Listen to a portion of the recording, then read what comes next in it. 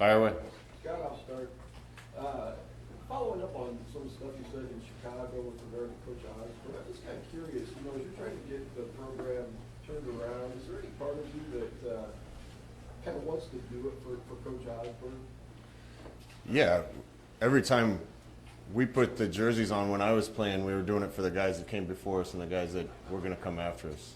And we talked about that. I talked about that with Jason Peter the other day. Tradition's a wonderful thing when you have it.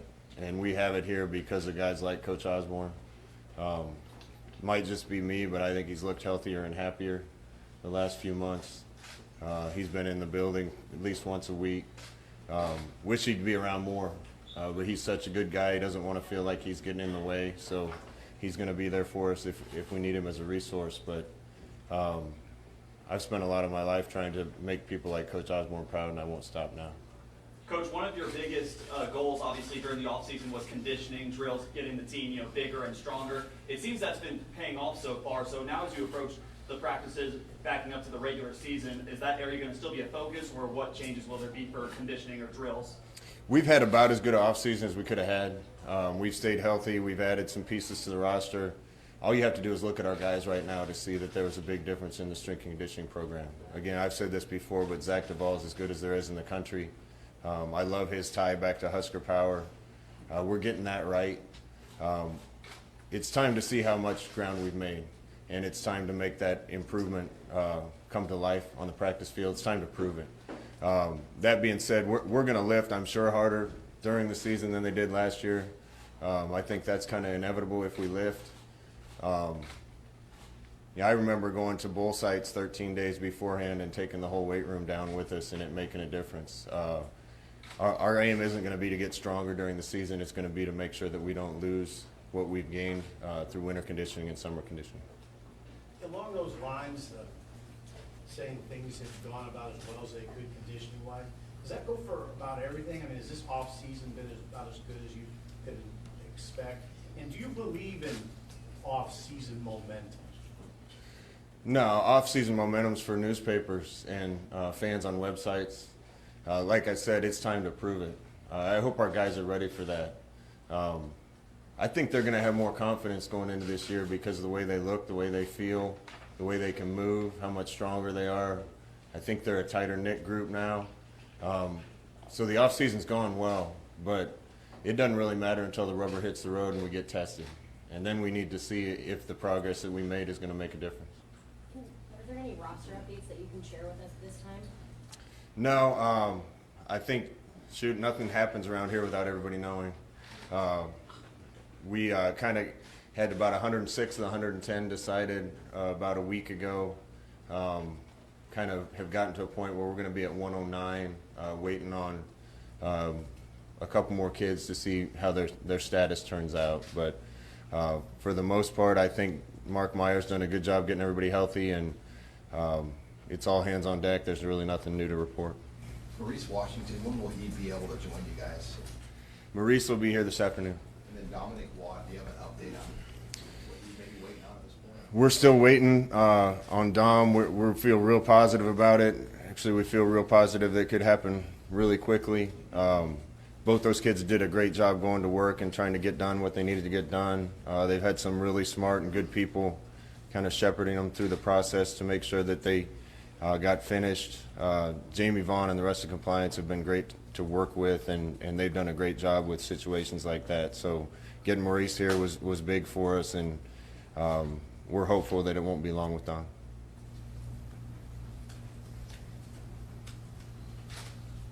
Is Mikael Wilbon, is he on the camp roster for you guys? Yeah, Mikhail's going to be in camp. Yep, absolutely. You talk about off-season momentum, this sense that there's so much that has been talked about. It's really positive. There's a lot of energy and excitement among the fan base. How do you get your players to shut all that out, including us, and just focus on getting better day after day after day? Do you think that'll be a challenge, or are there things that you're going to try that you didn't have to try in Orlando because maybe there wasn't as much spotlight on it? Yeah, there's several of us in the building that have lived that. This can be a really an environment where people are talking all the time. an environment where those things can be distractions.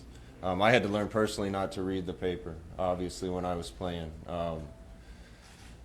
Praise and blame's all the same. They're usually both frauds. Neither one of them are probably the truth. You get more blame when you probably don't deserve it, and you get more praise when you probably don't deserve it. We'll continue to teach our guys those lessons. I'm sure Barrett Rude lived it. I'm sure Matt lived it. Greg Austin, some of the guys that played here, they played in that fishbowl. And we'll educate the guys about that. But any excitement we have around our program is positive. And I don't want it to be created excitement or phony excitement. I want people to be excited because we're doing things the right way. I think our players are excited because they can see things are being done the right way. Now we just need them to believe it. Is there a jump even from spring ball to what they're about to experience in a Scott Frost training camp that's even more intense and higher paced than what they experience in spring or the summer? No, it's not going to be more intense than spring. I want them to be 100% all the time. I don't think we accomplished that in spring, so maybe it will be more intense if we get more guys to buy into that. I'm going to tell them in a team meeting here shortly.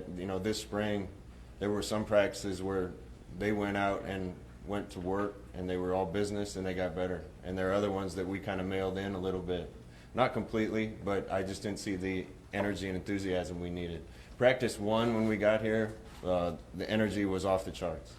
Saw that dip and decline. We don't have time for that this fall. So if we get 100% out of guys more often, it'll be more intense. But honestly, training camp's about getting us as prepared as we can without running our guys into the ground. So we'll be smart from that perspective. You have some new arrivals in the secondary since the summer. How eager are you for that competition to get pushed even further with some new guys in the room? We knew one of the issues once we got here and kind of examined the roster was our depth in the secondary. I think we've done a good job in the offseason putting pieces together to try to improve that.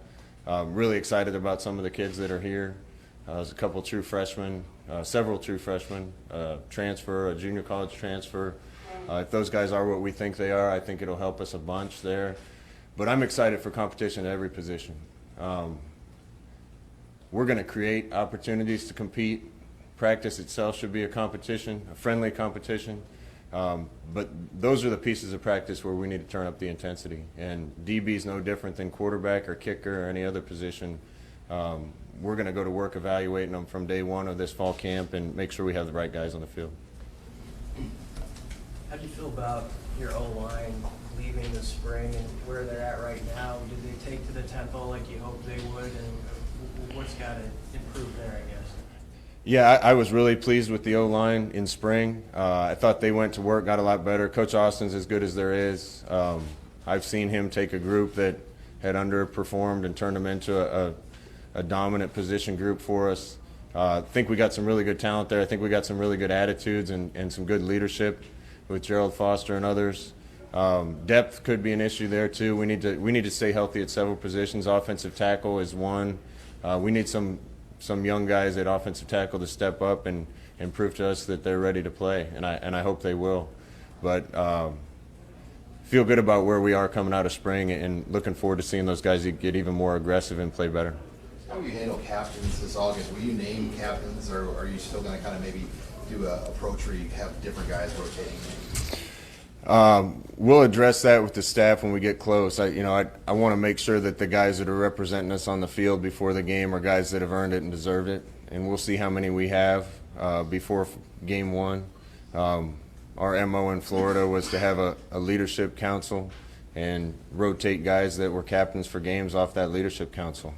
That's not how it's been done here, and I'm going to be really careful not to break too many traditions. So I think as the first game comes up, we'll make a decision on how we're going to approach that.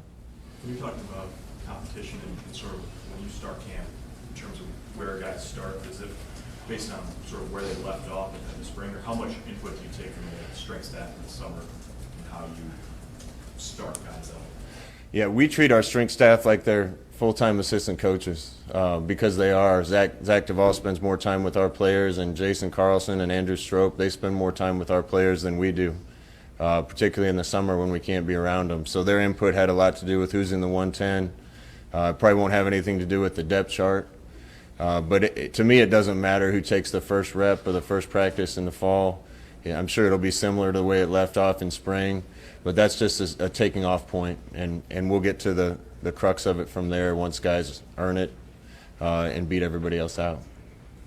Coach, how would you rate the competition right now for the starting quarterback position, and how do you plan to observe it going into the next practices to decide to make a decision? How would I characterize the status of the quarterback competition? Like how close would you say it is, or how are you going to observe it going into the next practice? Have you ever played Monopoly? Yes. And you know how the race car and the horse and the iron and the battleship are all on go to begin with? Everybody's on go right now. We might even roll a dice to see who can roll a 6 and take the first rep. We'll see. How are you guys evaluating the running back position? What are you looking for in fall camp? And maybe what does Maurice Washington bring to that competition? Yeah, I know Maurice Washington was a great high school player, and I know he's a talented kid, but I have no idea what he's going to bring to the table. We'll see how prepared and ready he is and how quickly he learns things. We got some good depth at the running back spot, and that gives me a lot of confidence. I think several guys had good springs. We need to stay healthy there too, but feel good about where Trey Bryan is. He's going to be added to that mix, and then with Maurice coming in, I think Miles Jones will take reps in the slot as well as at running back. So, hey, as many reps as we get in practice, the guys that run a lot, DBs, receivers, running backs, if you don't have a lot of guys taking the reps, you end up with some minor injuries. So I'm glad we have the depth we have, and it'll sort itself out. Back to the quarterback for a second.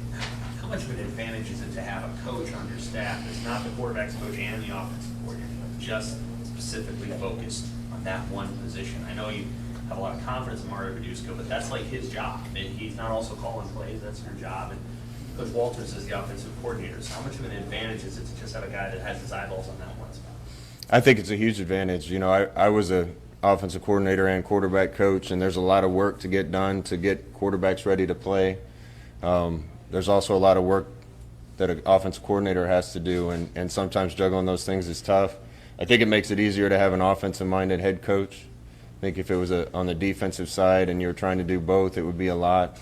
But when we game plan, it's all of us. You know, it's not just Troy, it's not just me. Greg and Coach Beck and several other people have input, and that makes it easy. Then we can all just focus on our own jobs and come together and collaborate for that.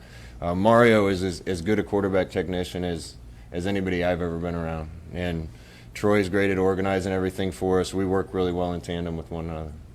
Scott, with Trey Bryan, as he needs to sort of start to work back in, how do you balance getting him the work that a player needs to get ready for a season, and then also keeping him healthy? Yeah, it's not just Trey. It's a lot of guys. Anybody else with anything that's a little bit nagging or coming in not quite 100%, we need to be smart with them. I think that was the plan for him before, and I don't know if it worked out that way, but I'm just going to have to be really attentive to what's going on, listen to Mark Meyer, listen to Zach Duvall, make sure they keep me up to speed on how he's feeling, and as long as he's ready to play when it's his time, I'll feel good about it. So he'll be able to share reps with all those other guys, and we'll really take it as it goes and see how he feels from day to day.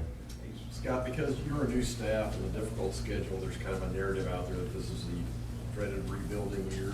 What are your seniors, what's your senior class saying about that? Are they going to guys and saying, hey, we don't have time for that, this is it for us? I hope that's what they're saying. That's why I'm going to address the team and tell them it's time to prove it, it's time to show it, now's the time. If we have anybody going into the season think this is going to be a rebuilding year, we're not going to accomplish as much as if we attack it.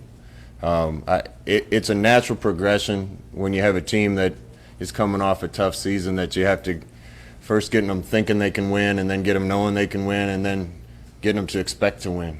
And I'm not sure where we are in that process right now, but confidence and self-efficacy and believing it can get done is a big part of success. And sometimes confidence only comes when you experience success, so I hope we have some early. How hard is it to balance something like that, where you have talked about you don't want this to be a quick fix, you want it to be a long-term rebuild with players like Mick and with going out the door after the season? What's the balance been like with the coaching staff trying to get the message that we want to win this year? It's not just a long term. I don't think that message needs to be said. We have guys on the coaching staff that are as competitive of guys as you'll find anywhere. Guys that don't like to lose at pickup basketball or anything they do. And talking to the guys, I think if you ask them how hard we worked them this off season, I don't think there's any thought in any of their minds that we're looking past this year. We're looking at today, and today we're going to have a meeting, make sure we get some sleep, and then we're going to be looking at tomorrow when we wake up, and we're going to attack that and try to conquer it. Scott, do you know offhand how many freshman walk-ons you have on the 110 per team? I'd have to count quick in my head, but there are several that are going to get an opportunity. I couldn't tell you that number, being honest, right now. Other questions, Coach? Do you just add something on whether North Edgeville could potentially get a meaty down? We're still trying to decide, I think, whether we're going to push for that or not. We'd love to see Noah be able to play. I know what he can do on a football field, and he's been as good a teammate this offseason and worked as hard as anybody in our program. So we'll go to bat for him, just like we'll go to bat for any player if we have an opportunity to. Hey, Trent Bryant only played 6 quarters last year. Did he get a red shirt for last year since he only played in 6 quarters? I don't know that. I'll have to look into that. He's a junior now, but he'd still be a sophomore type thing. Yeah. Right? Yeah. Typically, you have to miss 2 seasons because of injury to be awarded a 6th season. So, He had a red shirt in his freshman year. yeah, we'll look into that. Get back to me on that. Trey Mill, will he be here once he's like officially graduated from UCF? He's officially graduated. We were waiting on verification of that from UCF. He's a great kid. He did great things for UCF when I was there. I think he graduated and wanted an opportunity here, and we're glad to have him. He played a big role in what we were able to accomplish, and I think he'll be up and ready to go practice 1. You mentioned the Big Ten Media Days. You're still getting to know the team because, you've had a lot to digest and through. One of the things that you try to do in those first couple of weeks to kind of try to figure out everybody's names. You got 110 guys in camp and 140 on the roster. Are there little ways in which you try to get to know some of those guys? Well, when you're around people all day, every day for 4 weeks, if you have any kind of memory, you have it down by the end of that. But just to give us a little help, they put numbers on the front and back of jerseys now. So I'm not sure, but I might use that as a tool. Scott, you guys have the players have area codes on their helmets at UCF. Is that something that might be employed here as well? Yeah, maybe. The guys took a lot of pride in that. You play first and foremost for the name on the front of your jersey, your team, and guys take pride in playing for the name on the back of their jersey, their family. But a lot of young men have a lot of pride in where they come from too. So I'm fine with it if that's a decision that the team makes. Anything else for Coach? Coach, can you tell us a little bit about JD's, is he ready to go for the fall, and what kind of boost can he give to the receiver? Yeah, JD had a great freshman year, obviously. Excited about his potential in our offense. I think our offense is a great fit for him. That's a great lead-in for me to make sure and just emphasize the point. We're not going to talk a lot about injuries during the year, and it's for no other reason than I want to keep our kids safe, and I don't want it out there as much as we can keep it in-house if somebody has a little something wrong with them. So going forward, as we get closer to games, there won't be much update on that. Unless somebody's out for the season, then obviously we'll report that. But we'll answer that now. JD's ready to go and feel good about him being full speed. Coach, do you have any reaction to what's going on over at Ohio State? No, it's just unfortunate. I think everybody would agree with that. I think our thoughts and prayers need to be with everyone, particularly any victim of anything like that. But, it's not my place to comment on something that's happened in another university. And just hope everybody that's been affected by that lands in a good place.